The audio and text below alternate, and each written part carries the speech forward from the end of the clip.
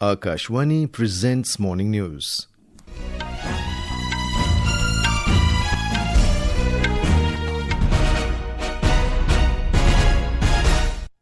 Good morning. I am VC Pramod. The headlines. Prime Minister Narendra Modi meets BJP's newly formed team at party headquarters in Delhi. Party passes resolution regarding honour and protection of historic legacy of Vande Mataram. Centre notifies removal of 12-minute advertisement duration cap for television channels. India to host BRICS sports ministers meeting at Visakhapatnam in Andhra Pradesh today. British parliamentarians seek UN intervention to end bloodshed in PoJK by Pakistani forces. Cargo ship with 24 crew members sinks in Bay of Bengal off Odisha coast. Indian Coast Guard and Navy launch rescue operation. And in wrestling, Mansi Lather wins silver medal at Under-20 World Championships in Slovakia. Tanvi and Komal claim bronze medals. Prime Minister Narendra Modi held a meeting with the newly appointed national office bearers of the Bharatiya Janata Party at its headquarters in New Delhi yesterday. In a social media post, Mr. Modi said that organizational meetings are all about new ideas and perspectives aimed at strengthening the party and deepening its connect with the people. BJP President Nitin Nobin also held a meeting with the newly appointed national office bearers of the party. During the meeting, the BJP passed a resolution regarding the honour and protection of the historical legacy of Vande Mataram. A report.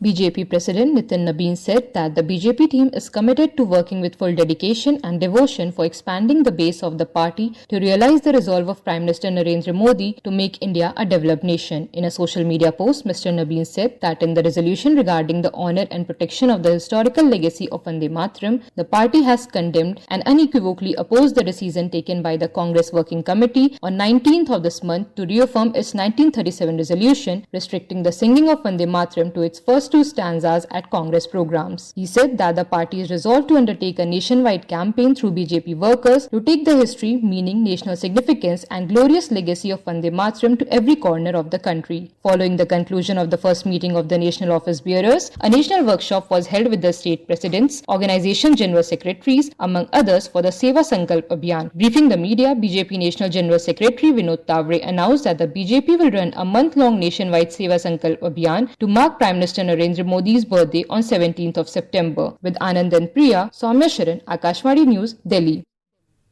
The central government has notified the removal of the 12-minute advertisement duration cap for television channels.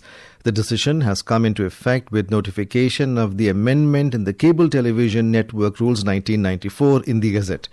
Earlier, Information and Broadcasting Ministry said that in view of the changes that have occurred in the TV broadcasting sector, a need was felt to revisit the stipulations relating to advertisement duration. A report.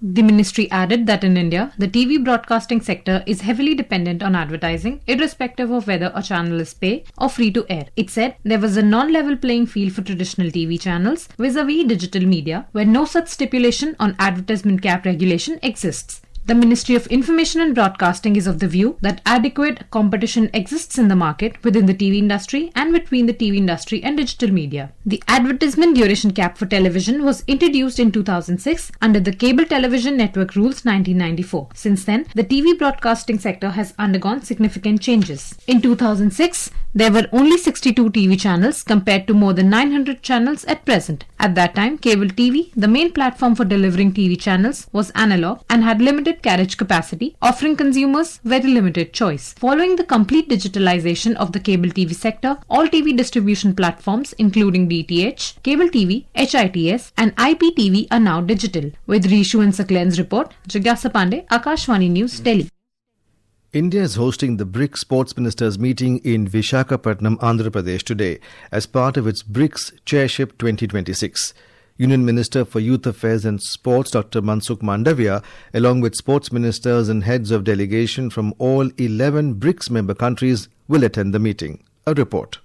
The BRICS Sports Minister meeting is aimed at strengthening cooperation among BRICS countries through sports and fostering closer people-to-people ties. The discussions will focus on traditional and indigenous sports, sports technology and sports manufacturing. The meeting will also feature country statements by representatives of all 11 BRICS member countries, bilateral meetings and cultural engagements. The meeting is expected to conclude with the adoption of the BRICS Sports Joint Declaration. As part of the program, the BRICS Friendship Cycling event was held early this morning to promote the spirit of friendship, solidarity and cooperation among the participating countries. The BRICS Youth Ministers meeting concluded in Visakhapatnam yesterday with the adoption of the BRICS Youth Ministers Joint Statement. Allu Murli, Akashvani News, Visakhapatnam.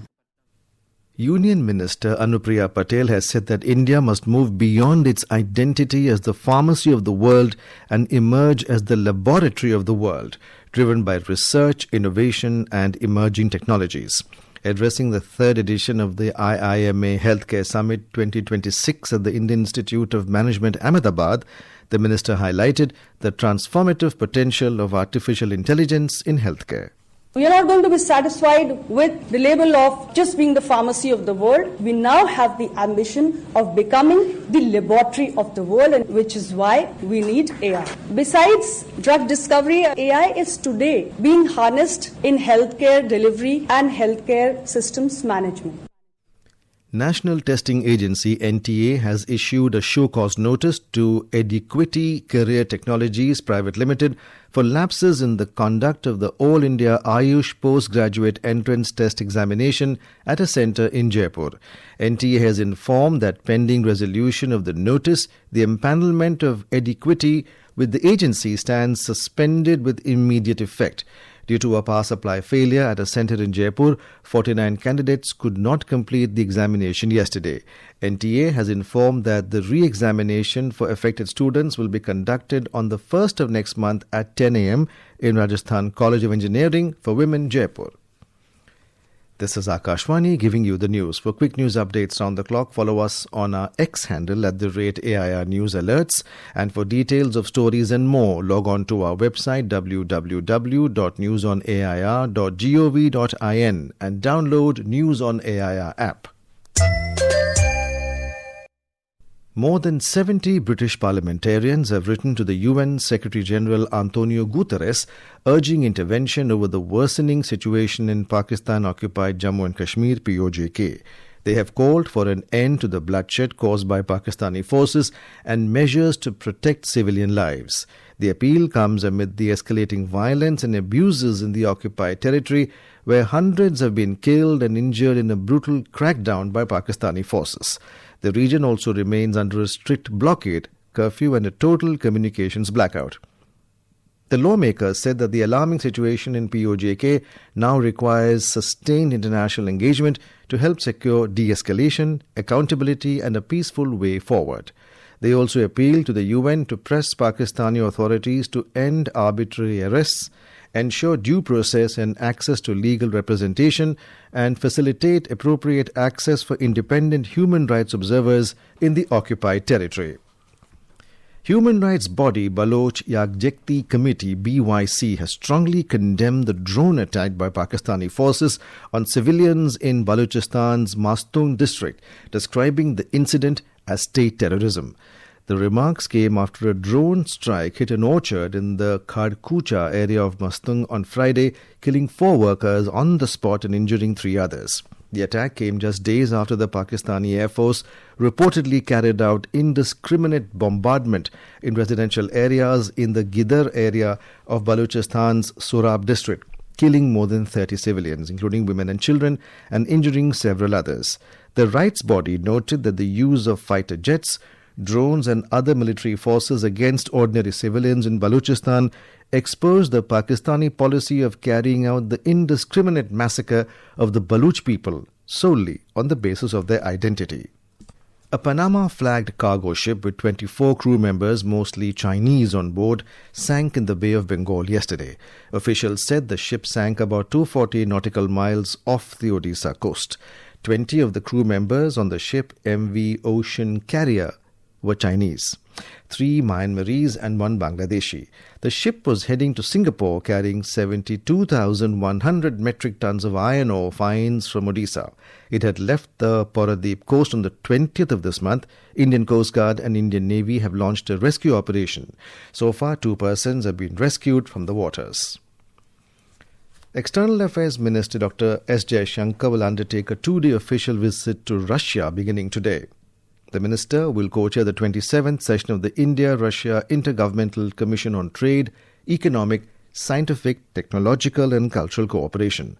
During the visit, Dr. Jaishankar will also meet his Russian Foreign Minister Sergei Lavrov and exchange perspectives on regional and global issues. Canadian Prime Minister Mark Carney has said Canada will match the United States' new tariffs dollar for dollar to protect Canadian workers, farmers, families and businesses after trade negotiations between the two countries collapsed. In a social media post, Carney said, "For over a year, Canada has worked intensively and in good faith with the United States to negotiate a new comprehensive trade deal."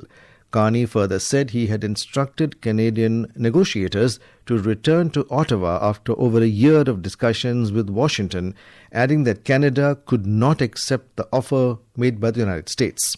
The Canadian Prime Minister added that Ottawa would announce details of its retaliatory tariff measures in the coming days.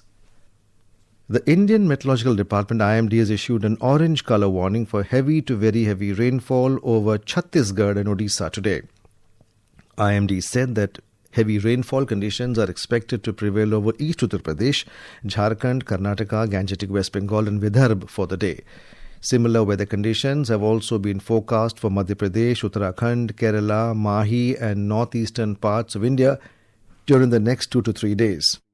Meanwhile, Andaman Nicobar Islands, Andhra Pradesh, Bihar, Tamil Nadu, Puducherry and Karaikal are likely to witness thunderstorms accompanied with lightning and gusty winds till the 25th of this month. The Weather Department has also predicted squally weather with wind speeds gusting up to 60 km per hour likely to prevail off West Bengal, Odisha and North Andhra Pradesh coasts, adjoining some parts of West Central and Northwest Bay of Bengal today. In wrestling, Indian women wrestlers added 3 more medals to the country's tally at the Under-20 World Championships in Slovakia, with Mansi Lather winning silver and Tanvi Madgum and Komal securing bronze medals. In the 68kg final, Mansi was edged 1-2 by China's Chen Ling Song in a closely contested bout, settling for the silver medal. India added 2 medals in the bronze medal playoffs. Tanvi defeated Canada's Agnia Kraskova 10-4 in the 57kg category, while Komal overcame Hungary's Eda Balaz 5-2 in the 59kg division to claim bronze. In cricket, second and final test match of the series between India and host Sri Lanka will begin today in Colombo. The match will start at 10 a.m. Indian Standard Time. India won the first test by 165 runs and currently lead the series 1-0. And now, for a look at today's newspapers, it's over to Saira Mujtaba. Thank you, Pramod.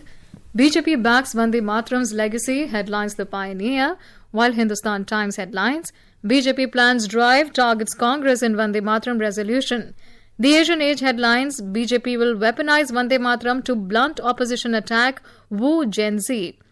Almost all leading newspapers carry on their front page the story of the first meeting of the newly appointed office bearers of the BJP. The Tribune headlines, BJP forms special team for Gen Z outreach, Nabeen Smriti key faces. While The Hindu says, it's about ideas, perspectives, says Modi after Team Nabeen meet. And finally, a story in the Sunday Tribune says, a Kangra girl and her father aced the LLB exam, securing first and third ranks respectively. Anshika Rana topped, while her father Praveen Rana secured third rank. And with that, it's back to you, Pramod. Thank you, Saira. And now, before we end the bulletin, the headlines once again. Prime Minister Narendra Modi meets BJP's newly formed team at the party headquarters in Delhi. Party passes resolution regarding honour and protection of historic legacy of Vande Mataram. Centre notifies removal of 12-minute advertisement duration cap for television channels. India to host BRICS sports ministers meeting in Visakhapatnam in Andhra Pradesh today. British parliamentarians seek UN intervention to end bloodshed in PoJK by Pakistani forces. Cargo ship with 24 crew members sinks in Bay of Bengal off Odisha coast. Indian Coast Guard and Navy launch rescue operation. And with that, we end the morning news. Have a nice day.